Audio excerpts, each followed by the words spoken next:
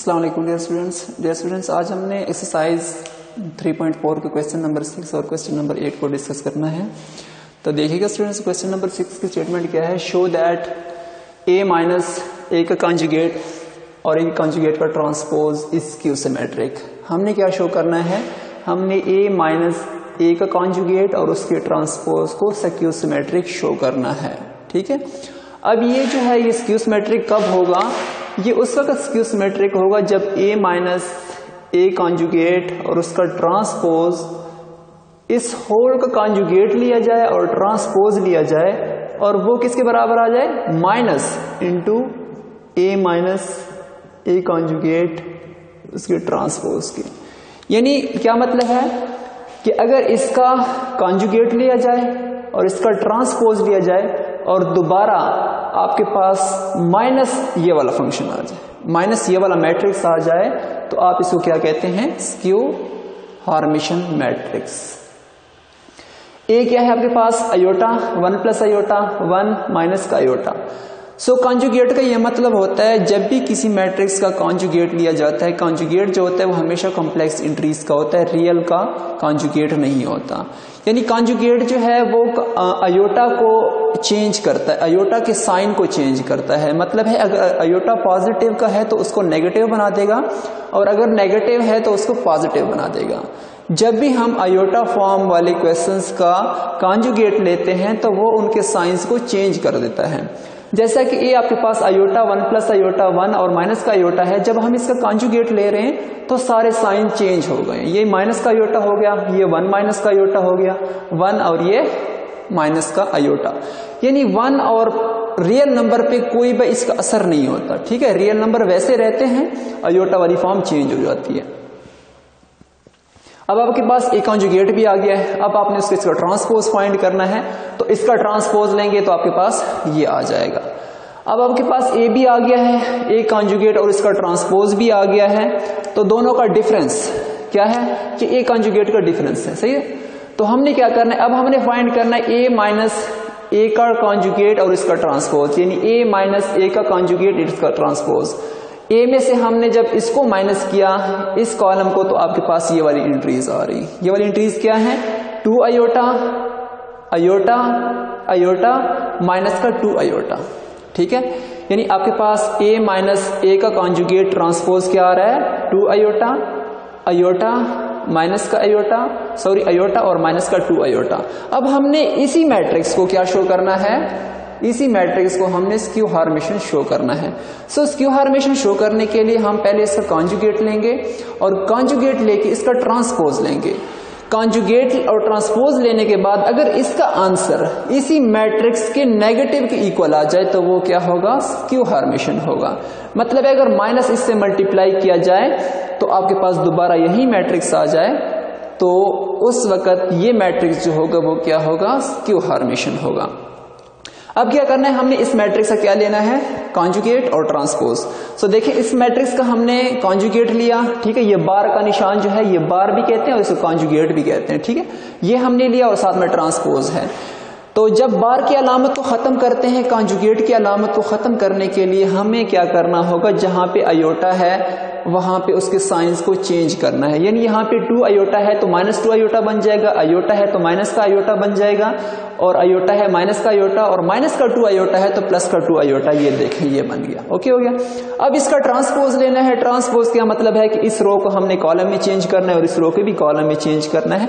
Transpose लेने के बाद आपके पास माइनस का 2 अयोटा, माइनस का अयोटा, माइनस का अयोटा और 2 अयोटा आ रहा है। ठीक है, अब देखें अगर इस होल को आप माइनस से मल्टीप्लाई कर दें, ठीक है, माइनस से जरब देते हैं तो ये माइनस का है, ये तो प्लस का बन जाएगा, ये भी प्लस का बन जाएगा, ये भी प्लस का बन जाएगा, ये भी प्लस का और ये माइनस का।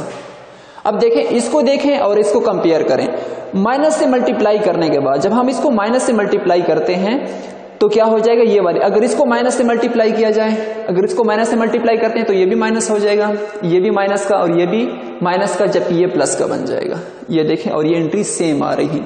मतलब आपके पास जब हमने इस मैट्रिक्स का कॉन्जुगेट लिया और उसका ट्रांसपोज लिया तो वो किसके बराबर आ रहा है, minus into this matrix. Minus into A minus A के ट्रांसपोज की इक्वल आ रहा है। अगर वो minus into A minus A का कॉन्जुगेट और इसके ट्रांसपोज के बराबर आ रहा है तो इसका ये मतलब है कि ये मैट्रिक्स क्या है, स्क्यू हर्मिटियन मैट्रिक्स है। अब हमने चेक करना है क्वेश्चन नंबर 8। इफ आपके पास एक मैट्रिक्स गिवन है और हमने उसका प्रोडक्ट शो करना है, फाइंड ए डॉट ए का कॉन्जुगेट और इसका ट्रांसपोज, ये हमने फाइंड करना है। सो मैट्रिक्स ए तो गिवन है, हमें उसका कॉन्जुगेट फाइंड करना है, कॉन्जुगेट फाइंड करने के बाद उसका ट्रांसपोज फाइंड करना है, ट्रांसपोज फाइंड करने के बाद हमने ए और ए के कॉन्जुगेट और इसके ट्रांसपोज को आपस में मल्टीप्लाई करना है और मल्टीप्लीकेशन से जो आंसर आएगा वही हमारी रिक्वायरमेंट है। ठीक है, तो आपके पास मैट्रिक्स क्या है, 1 प्लस अयोटा एंड अयोटा। जब इसका हम कॉन्जुगेट लेंगे, कॉन्जुगेट में मैंने कहा था कि जब अयोटा वाली टर्म्स का साइन चेंज हो जाता है। ठीक है, जहां पे अयोटा है वो अगर प्लस का है तो माइनस का, और माइनस का है तो प्लस में कन्वर्ट हो जाएगा।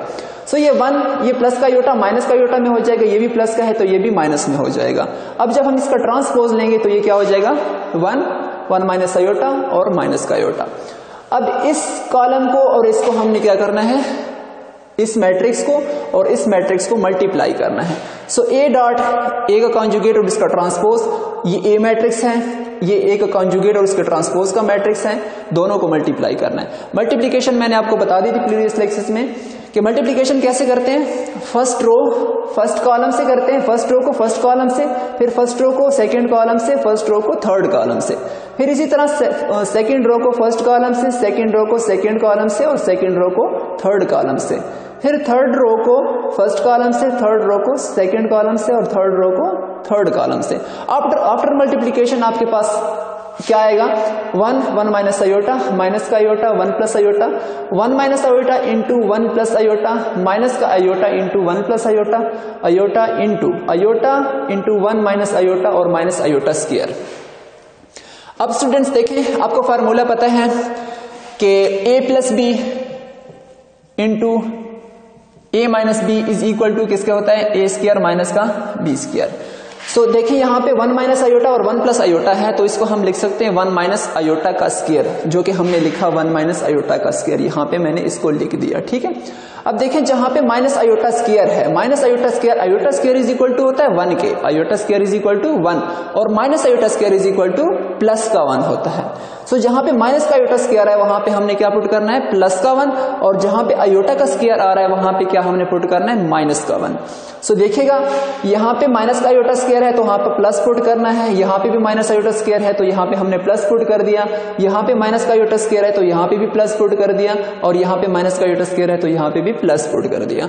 आफ्टर प्लस पुट करने के बाद आपके पास दिया जाएगा 1 माइनस अयोटा और माइनस का अयोटा। नेक्स्ट क्या आएगा, 1 प्लस अयोटा, 1 प्लस 1 क्या हो जाता है, 2 हो जाता है, हमने 2 लिखा। 1 माइनस का अयोटा प्लस 1, हाँ आप इसको लिख सकते हैं 1 माइनस का अयोटा, जो कि हमने 1 माइनस का अयोटा लिख दिया। फिर है अयोटा, अयोटा को हमने अयोटा लिख दिया, 1 प्लस अयोटा को 1 प्लस अयोटा और 1 को 1 लिख दिया। यही जो है वो ए डॉट ए का कॉन्जुगेट और इसके ट्रांसपोज का आंसर है। आपने क्या करना है स्टूडेंट्स, हमने करना है सबसे पहले ए का कॉन्जुगेट फाइंड करना है, ए का कॉन्जुगेट फाइंड करने के बाद उसका ट्रांसपोज फाइंड करना है, ट्रांसपोज फाइंड करने के बाद नेक्स्ट क्या करना है, जब ए मालूम हो गया, ए का कॉन्जुगेट और उसका ट्रांसपोज मालूम हो गया तो हमने उसका मल्टीप्लाई करना है, इन दो मैट्रिक्स को हमने मल्टीप्लाई करना है, और मल्टीप्लाई करने के बाद जो भी आंसर आएगा वही हमारी रिक्वायर्ड, जो कि हमने फाइंड करना है, रिक्वायरमेंट है, वही हमारा सॉल्यूशन सेट होगा, वही हमारी सॉल्यूशन मैट्रिक्स होगा। तो after this procedure, in procedure करने के बाद हमने उसको मल्टीप्लाई करने के बाद आपके पास ये वाला आंसर आ रहा है जो कि हमारा रिक्वायर्ड रिजल्ट है। तो स्टूडेंट्स उम्मीद है आप लोगों को समझ आ गई होगी। नेक्स्ट लेक्चर में इंशाल्लाह इसके हम मजीद भी कोई क्वेश्चन डिस्कस करेंगे। तो इसी के साथ मैं इजाजत चाहता हूँ। अल्लाह हाफिज।